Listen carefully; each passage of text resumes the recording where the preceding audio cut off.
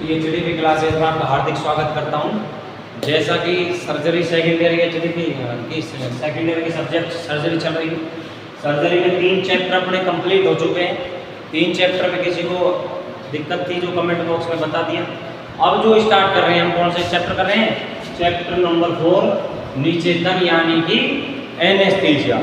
ये chapter surgery का most important chapter है, ठीक है। तो चैप्टर नंबर 4 का क्या नाम है अपना? एनेस्थीसिया यानी हिंदी क्या बोलते हैं? निचेतन। तो सबसे पहले जो हम चैप्टर पढ़ रहे हैं, मैंने पिछले क्लासेस में आपको बताया, लेकिन फिर बता रहा हूँ, जो भी चैप्टर हम पढ़ रहे हैं उसकी सबसे पहले खुद की परिभाषा ये हमें याद होनी चाहिए। पहले सबसे पहले तो क्या थी? सर्जरी की सामान्य जानकारी। सेकंड नंबर पे अपना चैप्टर कौन सा था? निसंक्रमित। तीसरे नंबर पे कौन सा था? Sepsis and asepsis. और चौथे नंबर पे क्या है? एनेस्थीसिया। एनेस्थीसिया की जो परिभाषा है वो हम बुक के अकॉर्डिंग देखते हैं। बुक के अकॉर्डिंग क्या है? सुनिए, एनेस्थीसिया की परिभाषा है किसी औषधि के माध्यम से स्थानीय व केंद्रीय तंत्र के ऊतकों की गतिविधियों को मंद करके शरीर के किसी अंग विशेष अथवा पूर्ण शरीर की संवेदनाओं को लुप्त करने को क्या कहते हैं? निचेतन कहते हैं। अब सुनिए क्या अपनी परिभाषा में क्या है। जैसे तंत्रिका तंत्रों की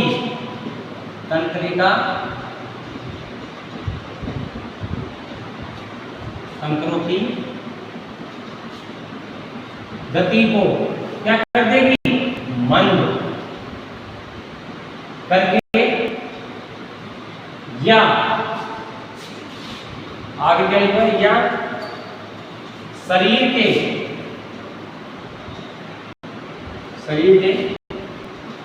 किसी अंग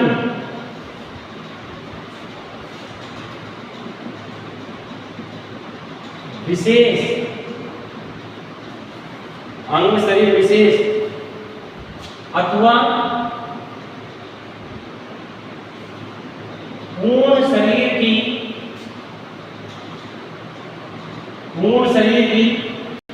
संवेदनाओं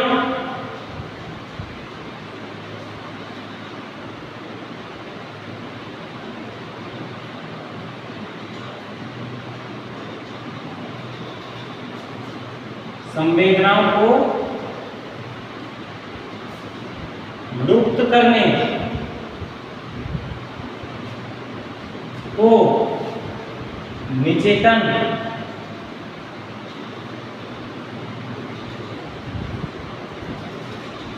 कहते हैं।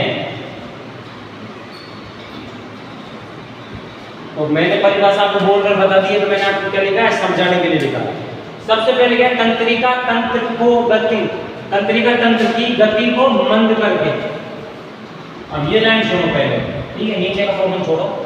तंत्रिका तंत्र की गति को मंद करके, यानी कि कोई काम में अपन महसूस कर रहे हैं यहाँ पर। कैसे? जैसे कोई चीज ये गर्म है, इसको मैंने टच किया और ये मैंने महसूस किया गर्म है। किसने? मेरी जो ये तंत्रिका तंत्र है को किसने? ब्रेन ने नर्व द्वारा ये मैसेज भेजा कि ये चीज गर्म है, यहाँ से हाथ हटाया जाए। तो किससे मैसेज आया? तंत्रिका तंत्र। वो तंत्रिका तंत्रों का मैसेज ब्रेन तक ही ना पहुंचने, वहां पर क्या लगा दें? एनेस्थीसिया। उसको ही क्या बोलते हैं? निचेतन। आगे देखो, आगे क्या लिखा है? या शरीर के किसी अंग विशेष अथवा पूर्ण शरीर की संवेदनाओं को लुप्त करने को क्या कहते हैं? निचेतन कहते हैं। जैसे मान के चलो, पशु को यहाँ से सर्जरी करनी है, पशु को हल्का सा महसूस हो रहा है, तो क्या करना है? पूरी बॉडी को सुंद कर देना है और उस जगह पर भी एनेस्थीसिया या तो मलहम लगा दो, या फिर आप ये काम करो, उसे लोकल एनेस्थीसिया लगा दो, लिग्नोकेन वगैरह। तो उस जगह पे क्या हो जाएंगी? तंत्रिका तंत्र को दर्द को महसूस नहीं कर पाएंगे। तो परिभाषा आप लिख ली। जिन्होंने नहीं लिखी उनके लिए दोबारा बोल रहे हैं, वो लिख लें। किसी औषधि के माध्यम से स्थानीय अथवा केंद्रीय तंत्रिका तंत्र के ऊतकों की गतिविधियों को मंद करके या शरीर के किसी अंग विशेष अथवा पूर्ण शरीर की संवेदनाओं को लुप्त करने को क्या कहते हैं? निचेतन। लिख लिया, ये चीज अंडरलाइन कर लेना, पहली तो ये और दूसरी ये करना, पूर्ण शरीर की संवेदनाओं को लुप्त करके। आगे क्या डालेंगे इसमें? आगे डालेंगे भाई इसका उपयोग। परिभाषा में मैं बताना चाह रहा हूं, किसी को कोई दिक्कत हो तो बोल सकता है, ठीक है।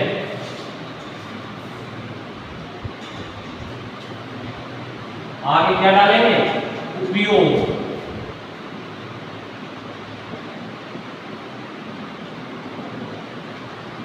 कोई भी चीज है परिभाषा जान ली तो क्यों उसका काम लिया जा रहा है, उसका उपयोग भी हमें आना चाहिए।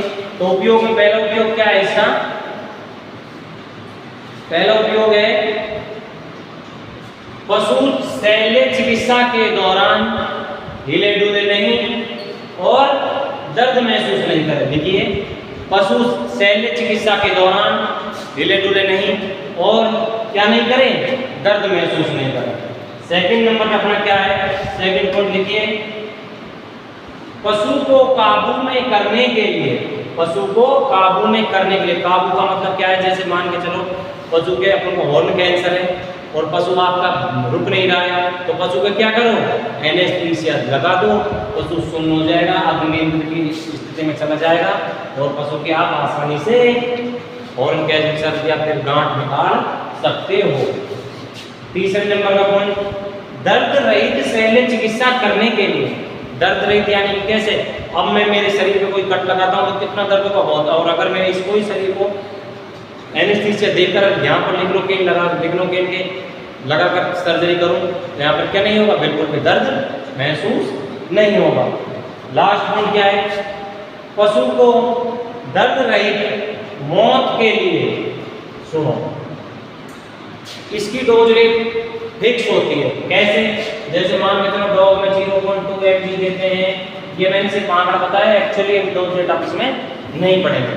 तो क्या करते हैं? इस डोज रेट को अवर कर देंगे या फिर अधिक मात्रा में लगा देंगे तो क्या हो जाएगा? पशु तुरंत मर जाएगा। आप इस स्थिति को कहाँ पर यूज लेते हैं? सुनो, जैसे कोई सांड है, वो रेबिड का केस आ चुका है, वो तड़प रहा है और उसको ना पानी पीना ना खा रहा, तो क्या करो? उसको यूथेनेसिया गवर्नमेंट से या फिर जो भी अपना डॉक्टर उसकी परमिशन के द्वारा उसको क्या कर देना चाहिए? यूथेनेसिया कर देना। यूथेनेसिया मतलब क्या है?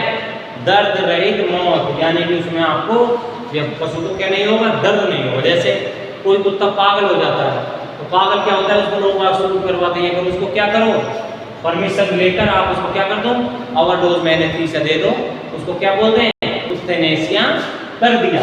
ये डोज अगर आपने ऊपर नीचे कर दी, कम कर दी तो बेहोश नहीं होगा, ज्यादा कर दिया तो क्या हो जाएगा? स्वर्गवास, यानी कि पशु मर जाएगा। तो इसकी डोज रेट आपको लास्ट तक बता देंगे और फार्मा सब्जेक्ट में भी आएंगी डोज रेट, लेकिन यहाँ कितना पता रहना चाहिए कि इसकी हमको ओवरडोज नहीं करनी चाहिए एनेस्थीसिया।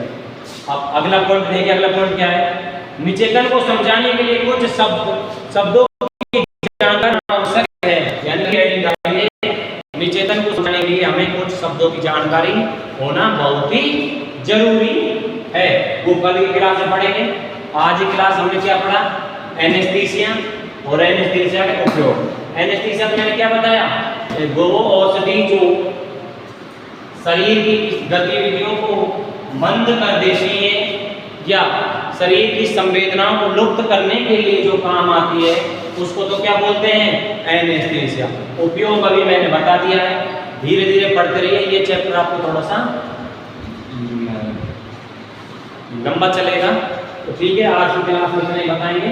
धन्यवाद। ऐसी क्लास देखते रहिए और किसी भी सब्जेक्ट इसमें सर्जरी में पहले, दूसरे, तीसरे और ये प्रेजेंट में जो चैप्टर चल रहा है, आप कमेंट बॉक्स में कमेंट करके बता सकते हो सर कि ये दिक्कत आ रही है, इस टॉपिक में ये दिक्कत आ रही है, हम उसको बेटर करेंगे। ठीक है, धन्यवाद।